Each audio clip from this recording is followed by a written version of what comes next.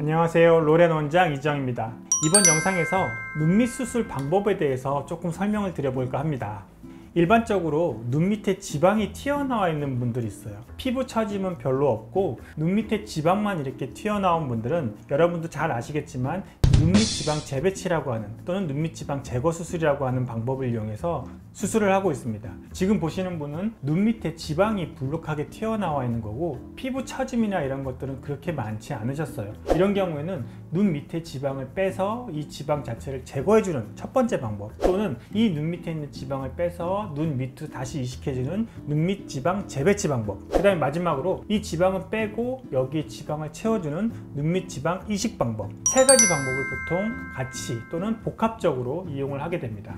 이런 눈밑 지방 제거 또는 눈밑 지방 재배치 방법은 눈 안쪽으로 수술하는 거예요. 지금 보시는 그림에서 여기 있는 부분은 눈동자 부분이고, 이 눈동자의 안쪽으로 우리 결막이라고 얘기를 하거든요. 눈꺼풀이 이렇게 있을 때 그 눈꺼풀을 뒤집어서 안쪽으로 보이는 부분을 결막이라고 하는데, 이 결막에 조그맣게 절개를 해서 지방 자체가 보이는 부분을 빼주는 거예요. 이걸 저희가 눈밑 지방 제거 수술이라고 합니다. 근데 이 눈밑 지방 제거를 그냥 단순하게 하는 경우도 있지만, 이 눈밑 지방 제거를 밑에다가 깔아주는 역할을 하는 때도 있거든요. 그걸 저희가 눈밑 지방 재배치 방법, 두 번째 방법이라고 얘기하고 있어요. 이 첫 번째 방법과 두 번째 방법은 각각 케이스 바이 케이스, 그 다음에 예전에 제가 눈물꼬랑에 대해서 말씀을 드렸는데, 그 눈물꼬랑의 상태에 따라서 수술 방법을 결정하게 됩니다. 따라서 눈밑 지방 제거 또는 눈밑 지방 재배치 두 가지 수술 방법을 결정하게 되는데, 여기에 한 가지 더 추가하는 게, 내 눈 밑에 지방이 많지 않을 경우에, 다시 말해서 눈 밑 지방이 생각보다 적은데 눈물꼬랑은 큰 경우가 있을 수 있어요. 깊은 경우가 있을 수 있어요. 다시 말해서 이 지방 갖고서 눈물꼬랑을 치료하지 못할 경우에는 내 배에서 지방을 빼서 눈 밑에 지방 이식을 같이 동시에 해주는 세 번째 경우가 있습니다. 따라서 눈 밑에 지방이 나와 돌출되어 있는 피부 처짐이 많지 않은 분은 세 가지 방법 중에 하나를 선택해서 수술을 하게 돼요. 또는 복합적으로 수술하게 되는 거고요. 눈밑 지방 제거, 눈밑 지방 재배치, 그 다음에 마지막으로 눈밑 지방 이식, 이 세 가지 방법 중에서 복합적으로 또는 단독법으로 치료를 하게 됩니다. 이런 경우가 바로 이제 일반적인 좀 젊은 분들에서 눈 밑에 치료하는 경우고요. 나이가 드신 분들은 조금 달라요. 나이가 드신 분들은 눈 밑에 치료하는 방법을 크게 저는 세 가지 타입으로 분류하고 있는데, 첫 번째로는 피부 자체가 많이 처져 계신 분들, 피부가 좀 처져 있는 거예요. 그 다음에 두 번째 경우는 눈 밑에 피부 처짐뿐만 아니고 지방이 불룩하게 튀어나오신 분들, 그리고 마지막 경우는 눈 밑에 지방이 꺼지는 게 오히려 눈 밑에 지방이 튀어나온 것보다는 눈 밑이 푹 꺼져 있는 분들, 다시 말해 눈밑 함몰형이라고 얘기하는데, 이런 경우 크게 세 가지 방법을 분류해서 설명을 드리고 있습니다. 보면 눈 밑에 피부가 처져 있는 경우, 다시 말해서 피부가 늘어져 있으니까 그 피부를 어떻게든 자르고 당겨야 되거든요. 그러니까 잘라야 되는 방법이 첫 번째 초이스가 되는 거고요. 두 번째는 눈 밑에 지방이 불룩하게 튀어나와 있으면 이 불룩하게 튀어나온 지방을 안쪽으로 밀어넣으면 너무너무 좋겠지만, 실은 안타깝지만 그렇게 밀어낼 수가 없어요. 그래서 이미 튀어나와 있는 지방은 바깥으로 빼서 잘라주는 것이 가장 최선의 방법이라고 말씀드릴 수 있고요. 마지막으로 이 눈물꼬랑이 푹 꺼져 있는 분들은 거기에 뭔가를 채워줄 때는 뭐 필러라든지 지방이라든지 여러 가지 것들을 채워줄 수 있는데, 가장 좋은 것은 지방입니다. 저는 개인적으로 필러보다는 많이 꺼져 있을 때는 지방 이식하는 걸 권해드리고 있고요. 대부분 나이 드신 분들은 이 세 가지 과정, 이 세 가지 문제품이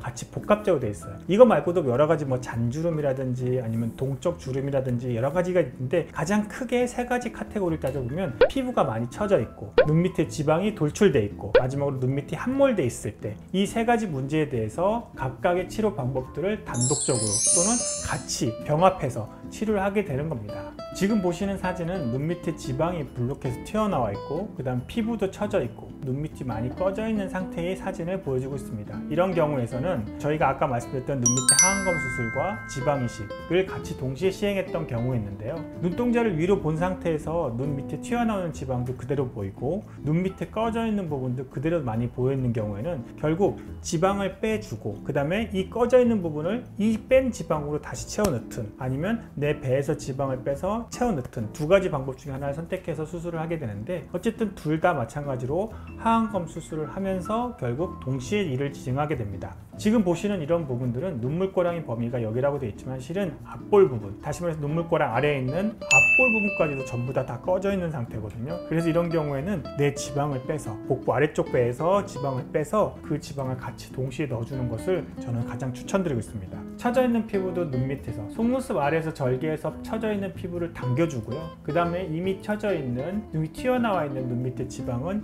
빼서 제거해주고, 그 다음에 하복부에서 뺐던 지방 자체를 다 채워줬을 때의 결과를 보여주고 있습니다. 수술하고 7개월째에 대해서도 잘 유지되고 있는 것을 보여줄 수 있어요. 지금 보시는 그림은 눈 밑에 하안검 수술할 때 그 수술하는 방법에 대해서 설명을 드리고 있는 겁니다. 이 속눈썹 아래에서 절개를 해서 안쪽으로 들어가게 되면 눈 밑에 지방이 나오게 되는데, 이 지방이 튀어나와 있을 경우에 지방을 제거해 주고요. 그 다음에 눈 밑에 눈물고랑이라고 해서 눈이 꺼져 있는 부분이 있거든요. 그렇게 많이 꺼져 있으면 이 지방을 갖다 채우든지, 또는 하복부에서 지방을 빼서 지방을 채워주는 지방이식 방법을 같이 이용하고 있습니다. 이렇게 해서 피부 잘라주고 그 다음에 마지막으로 봉합해주는 것을 저희가 하안검 수술이라고 얘기를 하고 있습니다. 이번 영상에서는 눈밑 수술하는 방법에 대해서 설명을 좀 드렸는데요. 눈밑 수술 방법은 크게 두 가지가 있다고 생각하시면 돼요. 하나는 눈 안쪽으로 들어가서 수술하는 방법이 있고, 두 번째 방법은 눈 바깥에서 절개해서 들어가는 수술 방법이 있습니다. 두 가지 방법은 각각 그냥 보통 젊은 경우, 그냥 지방만 튀어나와 있는 경우는 안쪽으로 들어가게 되고요. 피부 자체가 처져 있거나 아니면 눈 밑에 다른 여러 가지 조작이 필요하다고 했을 때는 겉으로 피부 절개해서 수술하는 경우가 많습니다. 여기에 더해서 내 눈물고랑이라고 해서 눈 밑에 푹 꺼져 있는 부분이 너무 심하게 꺼져 있는 경우에는 지방이식을 같이 시행하고 있습니다. 이번 영상에서 눈물 수술에 대해서 좀 설명을 드렸는데요. 내용이 이해가 잘 되셨는지 모르겠습니다. 혹시 눈 밑에 수술하는 방법에 대해서 더 궁금하신 점이 있으시다면 편하게 저에게 문의 주시기 바랍니다. 지금까지 로렌 원장 이지영이었습니다. 감사합니다.